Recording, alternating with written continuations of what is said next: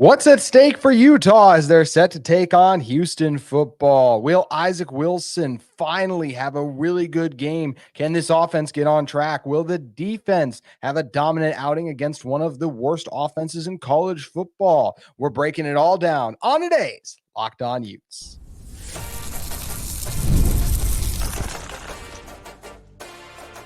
You are Locked On Utes, your daily podcast on the Utah Utes. Part of the Locked On Podcast Network, your team every day.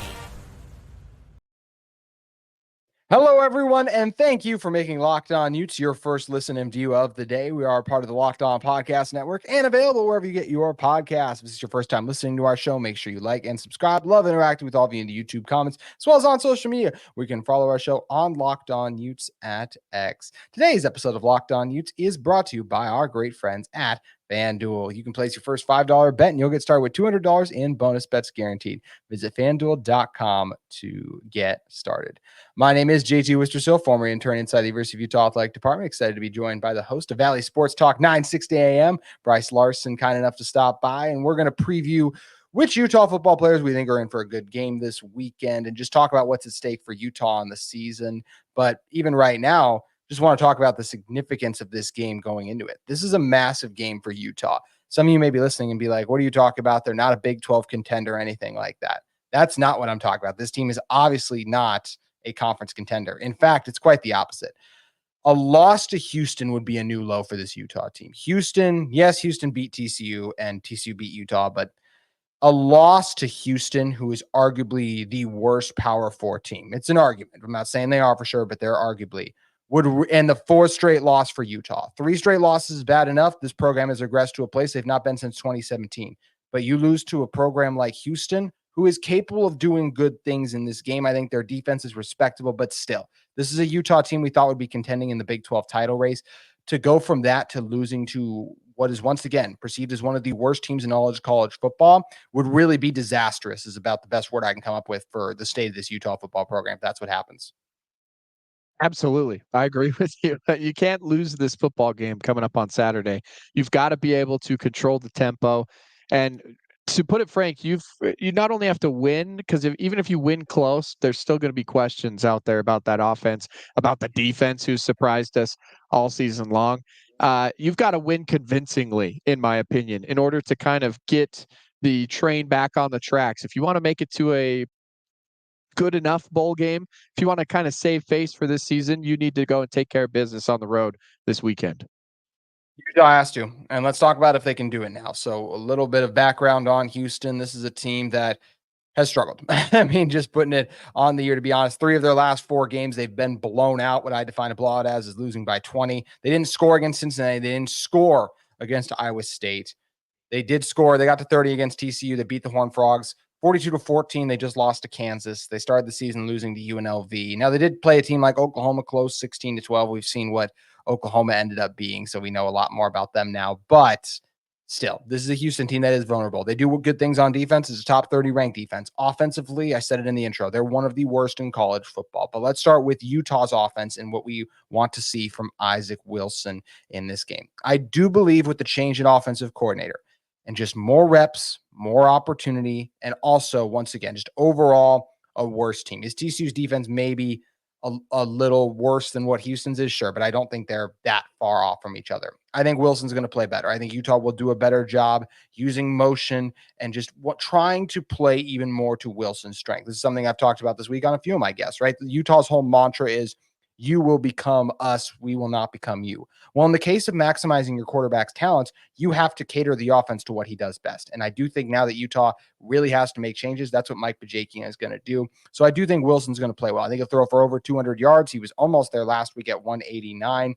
And I think he's just going to look a lot more comfortable. There will be easier completions. The playbook's going to play calling, I expect, to be better. And I do think he's going to end up throwing for a touchdown in this game. Wilson really just has to lead Utah to 2 touchdown drives, in my opinion, and that's what it will take for Utah to get a win in this game. It very well could be. JT, did I see a joke from Bajakian this week about maybe running the triple option coming up this weekend? Yes, he did. Let's see it. I want to see that happen. I want to see Utah run the triple option. That might end up being a better offense than what we've seen so far through the season with Isaac Wilson at the helm. All jokes aside, though, you're 100% right. What I want to see is a heavy dose of Micah Bernard in the backfield. Take the pressure off a young Isaac Wilson, set up your run game. Then you can go into some play action stuff. Who does Isaac Wilson like to throw to? His big time targets. We've seen it all season long. Get him some open tight ends across the middle. It's weird. It's like it's the easiest plays to make, but yet we haven't seen a lot of plays across the middle so far this season. Get something going in the middle of the field so that he can make those throws instead of making him throw to the sidelines, trying to hit guys 70 yards down the field, different things, back shoulder balls, whatever. Make it very simple for him. And that's one thing that Isaac Wilson had said this week. They're going to try and simplify the offense for everybody, which makes it, take the pressure off of him, but also give your running back, who's proven what he could do all season long, a lot more touches and a lot more reps there. Guy deserves that opportunity, and I think he's going to get it. I do think this is a game where Houston's run defense are giving up about 140 yards per game on the ground. That is ranks inside the top. I think they're 72nd overall. The Utah offensive line knows what they need to do better. I do think this Houston defensive line, although they do some nice things, Utah should be able to win one-on-one more consistently, I think, than they did against TCU. I just think Utah is going to play better in this game because of the offensive play calling. I think Micah and Utah are going to have over 150 rushing yards, as Kansas last week had 220.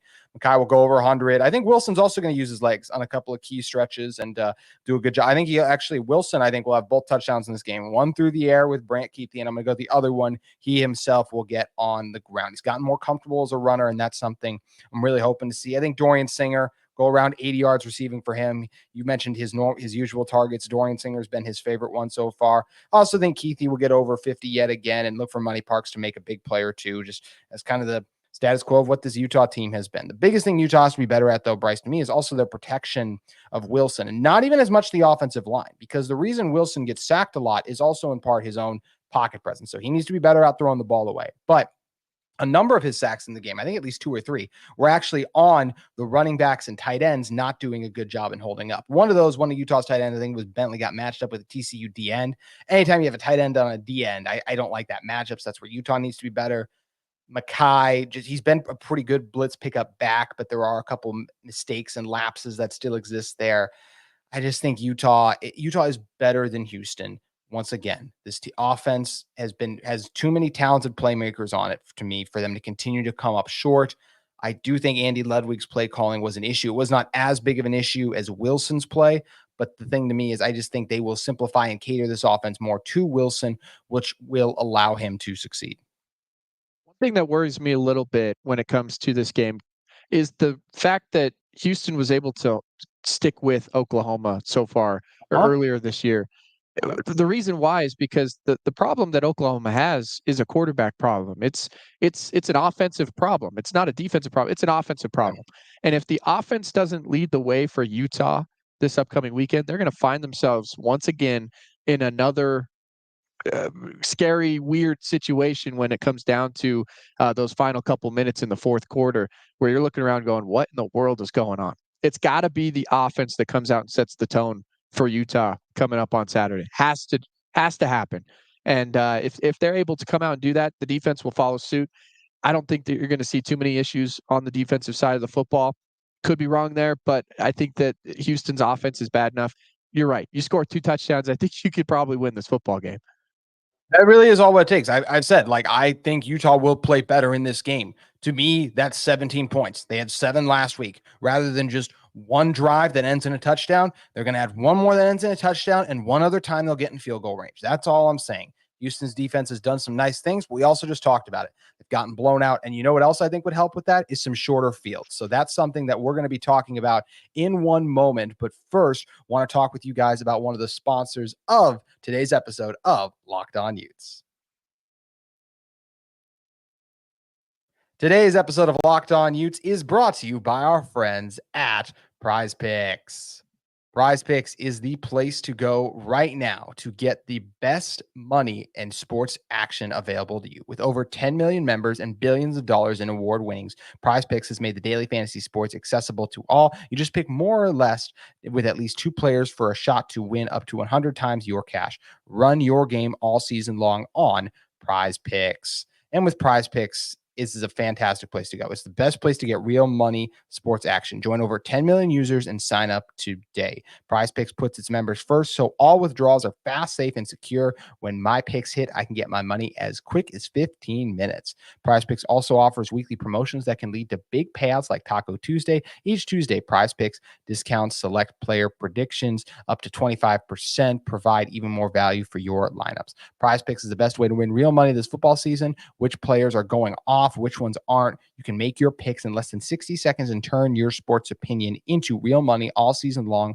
with Prize Picks. You can download the app today. Use code LOCKEDONCollege to get $50 instantly after you play your first $5 lineup. Once again, download the app today and use the code LOCKEDONCollege, all caps, no spaces, to get $50 instantly after you play your first $5 lineup. And once again, you can go to Prize Picks today and get in on the action. Today's episode of Locked On Utes is also brought to you by our friends at Zybotics. Zybotics pre-alcohol probiotic drink is the world's first genetically engineered probiotic. It was invented by PhD scientists to tackle rough mornings after drinking. Here's how it works. When you drink alcohol, it's converted into a toxic byproduct in the gut. It's this byproduct, not dehydration, that's to blame for your next rough day. Pre-alcohol produces an enzyme to break this byproduct. Just remember to make Zybotics your first drink of the night. You can drink responsibly and you'll feel your best tomorrow. Every time I have pre-alcohol before drinks, I notice a difference the next day. Even after a night out, I can confidently plan on what's going to happen without a worry because I have Zybotics. For the best results, you can make pre-alcohol your first drink of the night. Pace yourself, hydrate, and get a good night's sleep, and then you wake up feeling refreshed the next day. You can go to zybotics.com/LockedOnCollege, all caps, no spaces, to learn more and get 15% off your first order when you use Locked On College at checkout. Zybotics is backed with the 100% money back guarantee. So if you're unsatisfied for any reason, they'll refund you your money, no questions asked. Remember to head to zybotics.com/LockedOnCollege and use that code LockedOnCollege at checkout for 15% off. Try Zybotics today. About to break down the Houston defense, but before we continue to going, Brice, I love that you are repping a Falcons hat as the original Dirty Bird himself, Jamal Anderson, former Utah running back, going to Atlanta before. Is that the reason for your Falcon fandom? A little bit more Michael Vick and what he did, but yes, big time fan. Actually, I'll be at a question and answer thing down in Vegas when the Falcons play the Raiders coming up here in December, and Jamal Anderson's doing a little Q&A down there. So gonna see him here in a month or two. I'm sick. That'll be awesome. Well, hopefully by the time that happens, Utah is more than bowl eligible, and hopefully they've gotten a win against Houston. In order to do that, they're going to need their defense to continue to play at a high level. Houston's offense should be a little bit better than it was against Kansas. Why do I say that? Well, Zeon Chris was the quarterback who got them the win against TCU. And he was effective in that game, 141 yards passing and a touchdown in the win there. And you're probably like, well, that's not great. No, it's not. But what are the important reasons that he did enough to manage and help them win the game against TCU? We'll also throw out there, TCU turned the ball over 4 times, which really hurt the Horned Frogs in that contest. You're looking at this game for what Houston did for Chris, 15 for 18, no interceptions. Also, 11 runs for 97 yards and a touchdown. And that has been something that hurt Utah before. Running quarterbacks. Sam Levitt's ability on those third and longs to scramble. Also, going back to Noah Fafita, his ability to scramble and buy time and then fire accurate strikes downfield. That's been another massive difference for this team. So that is something that Utah is going to have to do a good job of. But overall, Houston's wide receivers started to play a little bit better. They don't have a guy in the backfield. No one on this team has over 250 yards at their position. If you do the thing where the running backs, like you combine rushing and receiving, they can get over that. But like they don't have a guy. Chris does some nice things, but this Utah defense is at another level. And I know even though they played a good second half, they did not get off to a hot start. And I'm sure this defense feels like in many ways it's on them to help Utah win games right now because honestly it is. So I expect this team to come out fired up on the defensive side of the ball.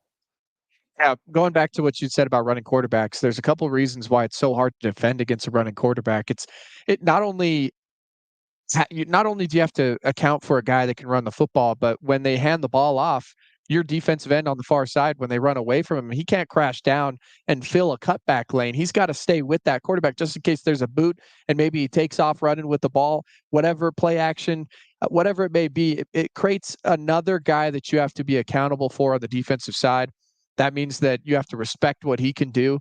And it takes bodies away from what you normally do. So even stopping the run when there's a running quarterback, if they're just handing the football off, becomes such a hard thing to do because you have another guy in the run game that can kill you with his feet. You see it everywhere around college football. And that's why that dual threat quarterback, guys like Michael Vick, were so and have been so, teams have gone after those types of guys. They want real true athletes at the quarterback position so that they can have that dual threat ability and cause problems for teams on the defensive side. Cincinnati and Iowa State shut out Houston. I could see a world where Utah does it, but based on the way this defense is playing right now, I can't predict that. I do think Houston will have a couple of successful drives. That's really going to be the difference in this game, is who has a few successful drives. I would be shocked if both teams get into the 20s. Those of you who listened to my show yesterday, I actually do think I broke down why I think Utah is going to get into the 20s, and I'll talk about that in a moment. But I do think this Utah defense is ready for the challenge. No game-changing receiver on the outside. You got a guy like Muse who broke out a little bit last week, had 99 yards receiving, and he can make a play or two, but I do not expect him drive after drive to burn Utah. So Maya Vaughn, Cameron Calhoun, Smith Snowden. This Utah team still has really good defensive back play. Teo Johnson is playing well. His tackling's even improved from the last game. Having Lander and Karene Reed back together is obviously Utah's best linebacker duo. And Reed, even another game back for him, he'll be even better. Pass rush still isn't there without Connor O'Toole, quite where we were hoping. But Logan Fano and Van Fillinger, I do believe they can get pressure on Houston. But the biggest thing I'm looking at in this game, Brice, is turnovers. Houston's turned it over 14 times on the season. And I do think that Utah is going to have success turning them over at least once in this game. Honestly, I'm going to predict this game to be the one where they end the pick six streak. That's going to be the difference in this game to me, is Utah gets a defensive touchdown. I'm looking at Karene Reed to do it. And I also think it's likely that Utah forces a fumble out or just creates another type of turnover based on what we've seen from the Cougars offense so far. You better believe that they're watching the film right now and they're seeing what ways Houston has been susceptible to turning the football over so far this season, and they're going to attack those things. So if you see runners running with the football loose, they've got the ball all over, they're going to go in, flying in, punching, trying to put their hat on the ball, trying to get that ball on the ground and help their offense out the best they can.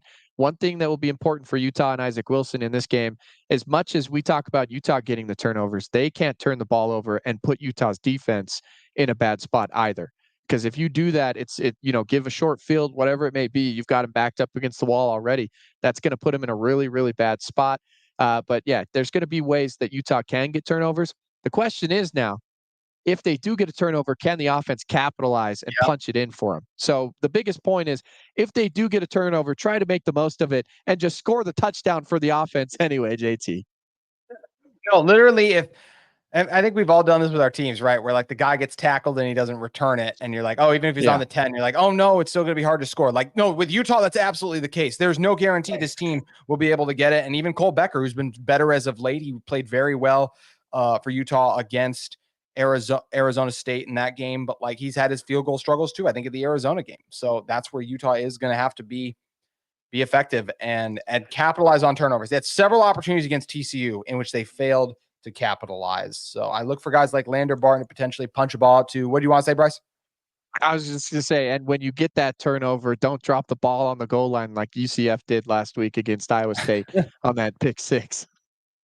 Get in that the was end zone. wild. We all remember when Utah did that too against Oregon. Taylor Clay. Back in 2017, I think it was. So wipe it away from our memories. Yes, try to at least. But yeah, this defense, I do like this matchup for them. Like I said, Houston, yes, their quarterback Chris with his legs offers a threat, but they're still not a consistent enough offense. They rank, I believe, 126th last I checked in offense overall. They're coming off a game in which they only registered 14 points. They only scored in the second quarter in the game against Kansas. No points in the first, none in the third, none in the fourth. And we already talked about the struggles against Cincinnati as well as the Iowa State game, what happened there. This Utah defense to me is ready. Houston only had 98 rushing yards against Kansas. I think Utah's front seven steps up there. I think it's very rare that we'll see Houston move the ball. They'll make a play or two through the air. There's no Scatterboo in this backfield, so I'm not expecting them to break any long runs. As I mentioned, one touchdown drive. They'll get it at least once. Two other times they settle for field goal. One of those is probably going to be a short field off a Utah turnover. I mean, Isaac has 8 interceptions to 7 touchdowns on the season. So saying Utah won't turn it over is also unlikely with Houston's defense playing better. But I would be surprised, Brice, if Houston scored over 15 points in this game. I would too. The offense for Houston just hasn't been there. But like you said, maybe if they get a defensive touchdown, a defensive score somehow, you gotta do your best if you're Isaac Wilson, if you're that Utah offense. Hopefully simplifying the offense is going to help him make better decisions. Maybe giving it off to Bernard a lot more throughout the game is going to take some pressure off of him so he doesn't do that. But unless you really allow Houston back in this game, or you allow them to score points that they shouldn't have because of your own mistakes, I would agree with you. I don't think this Houston offense is anywhere near good enough to be able to move the football and to be able to score more than 14, 15, 16 points in a football game. It's definitely how it feels. Even with the change at quarterback, I'm still not seeing. We already talked about TCU's 4 turnovers, a massive reason why Houston was able to win. And I'm not saying Utah won't turn it over. I think they will once or twice.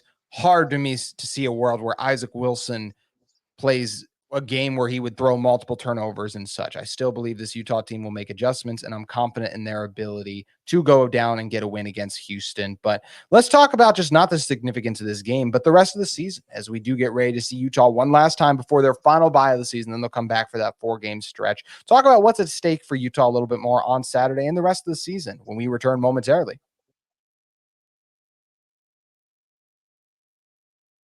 But first, today's episode of Locked On Utes is brought to you by our great friends at FanDuel Sportsbook. Hey, NFL fans, you can start the season with a big return on FanDuel, America's #1 sportsbook. So when you get a hunch in the middle of the game, you can check out the latest stats, view live play-by-play, and so much more on the same page where you place your bets. You'll get started with $200 in bonus bets guaranteed when you place your first $5 bet, and that's at FanDuel.com. There's the MLB World Series about to get underway. Dodgers versus Yankees. How about college football? There's still so many great games. And NFL always able to deliver. We'll have a massive game this week coming up between some of the best teams. As I'm actually blanking on the exact NFL game I wanted to mention. I was going to mention Vikings-Rams, but by the time you all listen to this, that game will have already concluded. So make sure you guys head over and look at all the latest NFL games today. And also for Utah's game, the line still sitting at 3.5 in favor of Utah. I like Utah by that. I predicted 24-13 on my show yesterday. I'm sticking there with a great Utah performance on defense, and the offense does just enough and capitalizes on some of those short fields.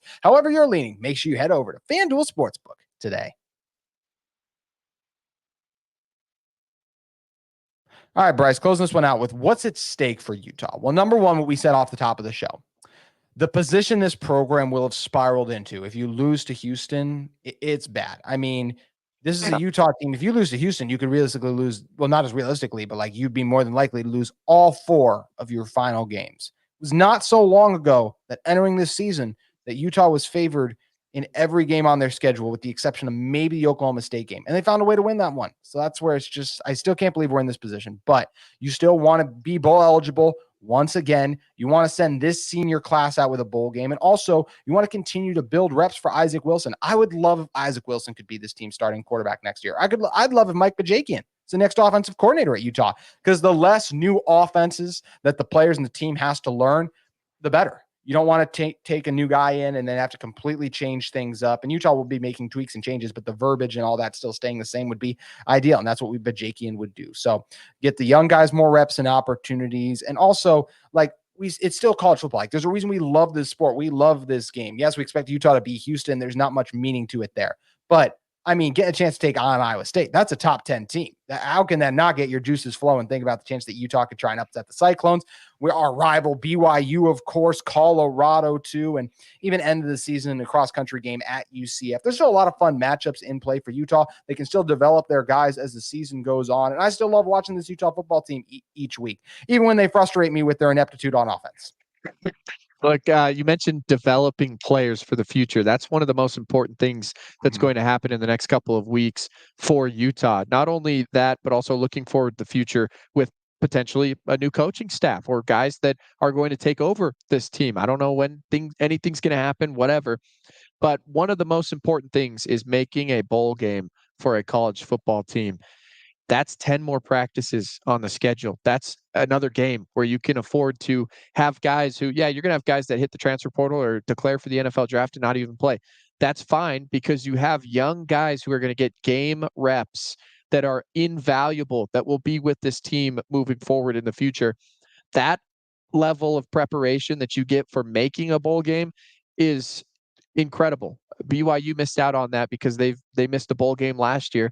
And the difference, obviously, look, they're playing well this year, but the difference that it makes to have those 10 extra practices, those game reps for young guys in the program, it's super important, and that's something that this program should look forward to and try to achieve this upcoming season here. And something that's obviously we haven't discussed because of Cam Rising's season-ending injury again. Utah's just disappointing losses. Andy Ludwig stepping down. This could still very well be Kyle Whittingham's last year for all the reasons we talked about in the offseason. Him openly talking about the potential of retirement, just saying, "Oh, I'm taking it day by day. I'm not going to be here in 27," or more than likely when he said that at Media Day in Vegas. So there is still a lot up in the air for this Utah team's future with Kyle Whittingham, even so enjoying it for that. And some people may be sitting like, play the young guys. We got all offseason to get them experience. There's no experience like game experience. That is where this is going to be really valuable for Utah. I'm excited for Isaac to get more reps and continue to grow. And hopefully he ends up continuing to be this team's 3-year starter. Utah very well probably will have to bring in a veteran to compete with Wilson. But I would hope Wilson wins that job, and I'm excited to see him improve. I think he's going to have a good weekend. I'm picking Utah to win it. Brice, would you do the same? I went Utah 24-13. How are you feeling about this one? Yeah, mine's a little bit lower scoring. I would go 14-3 in favor of Utah. I think they're going to score those 2 touchdowns, hold Houston just to a field goal, maybe on a short field or turnover there, and Utah wins 14-3. I like it. I do think this Utah team is going to have a lot of success against Houston's defense. We'll see if they can play a complete game on offense. Just one more drive. And also, I know some of you are saying, JT, why are you predicting Utah to get over 20? Once again, it's because of a defensive touchdown, because I can already hear some of you being like, that's unrealistic stuff. That is what I would say it's important to keep in mind. So that is going to do it for our show today. It was a fun one. But Brice, where can everyone follow your stuff at? Absolutely. At Larson Sports right there on your screen on Twitter. And then, of course, 9:60 a.m. in Utah County every morning, weekdays from 8 to 10 a.m. You can also find us on 105.1 HD2 if you have HD radio in your car, as well as the Valley Sports Talk with Brice Larson podcast, wherever you find your podcasts. Brice, you're the man. Thanks again for stopping by. Appreciate you, JT. That'll do it for our show today. Enjoy the game on Saturday, win or loss. I'll be back with you that night breaking down how it all played out. Hope you'll join us then. Enjoy your weekend. And as always, go Utes.